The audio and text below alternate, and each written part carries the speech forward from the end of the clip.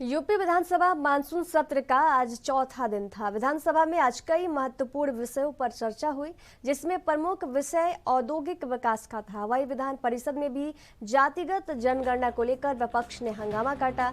वहीं NB news ने पूर्व कैबिनेट मंत्री और सपा विधायक कमाल अख्तर से खास बातचीत की है।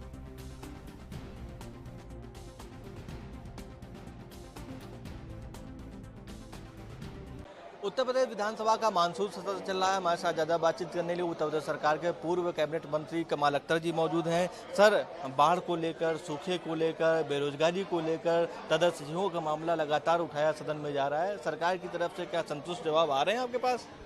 देखिए, कल जवाब आएगा। जो इशू है पूरी तरह से इसमें कहीं कोई दो राय नहीं है कि पूरा उत्तर प्रदेश आज दोहरी मार झेल रहा है मौसम की वजह से। बहुत सारे ज़िले ऐसे हैं जो बाढ़ से पीड़ित हैं, बहुत सारे ज़िले ऐसे हैं जहाँ पे सूखा पड़ रहा है। लेकिन सरकार पूरी तरह से दोनों लोगों को, क्या बाढ़ से पीड़ित लोगों क्या सूखे से पीड़ित लोगों, दोनों को सुविधाएं देने से पूरी तरह से विफल है। अभी मंत्री जी ने कहा था अपने वक्तव्य में कि साहब उन्होंने लोगों को बहुत सारी सुविधाएं दे दी, बाढ़ के लोगों को सुविधाएं दे दी और तरह तरह के उन्होंने वो बताया कि जो सुविधाएं उन्होंने दी हैं। लेकिन अगर आप वहाँ जाएंगे जगह पर तो कोई मुझे नहीं लगता सुविधा मिली। मेरे यहाँ पे पूरे कम से कम 50 गांवों के अंदर बाढ़ से पूरी फसल बर्बाद हो गई, लेकिन एक पैसे का मुआवजा नहीं मिला। 3 लोगों की बाढ़ के उसमें डूब के मौत हो गई, एक पैसे का मुआवजा उनके घर वालों को, परिवार वालों को नहीं मिला। कई गांव ऐसे हैं जो आज़ादी के बाद आज तक इतने साल होने के बाद भी वो मुख्य रोड से नहीं जुड़े।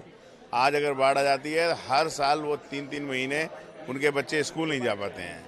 तो पूरी तरह से सरकार इन दोनों मामले में विफल है। औद्योगिक विकास में निवेश को लेकर आपके समाजवादी पार्टी के विधायकों ने सवाल उठाया था, लेकिन मंत्री की तरफ से सही जवाब नहीं आ पाया कि कितना इन्वेस्टमेंट आया है, कितना धरातल पर उतरा, कितना फैक्ट्री लगी। इसको लेकर आपने सवाल पूछा था समाजवादी पार्टी के विधायक।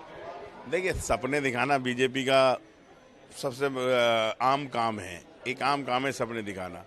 हमारे विधायक हैं सचिन जी, उन्होंने सवाल पूछा कि जो इन्वेस्टमेंट आया है वो किस किस ज़िले में कितना कितना लगा और उसमें कितनी प्रोग्रेस है। तो सीधी सी बात है, उसका जवाब नहीं आया, क्योंकि जो MOU हुए हैं वो कागज़ों पर हैं, ज़मीन पर नहीं है। अगर होते तो ज़मीन पर आ जाते। वो सिर्फ लोगों को बरगलाने के लिए, बहकाने के लिए है। विधानसभा की नई नियमावली आ गई है, कल से इस पर लागू होगी। विधायक तख्ती, बैनर या बेल पर जाकर प्रदर्शन नहीं कर सकेंगे, क्या कहेंगे आप? देखिए, जो ऐतराज़ थे हम लोगों ने वहाँ पर उठाए, जिस तरह से अनुपूरक एक पूछने का प्रावधान किया गया नई नियमावली में, हमने क्या पहले 3 था तो 3 ही रहने दिया जाए। जुर्माना किया गया है गलत सूचना के ऊपर, 500 रुपये था। हमने क्या आप ज़्यादा से ज़्यादा 50,000 जो कर रहे हैं 5,000 कर दीजिए।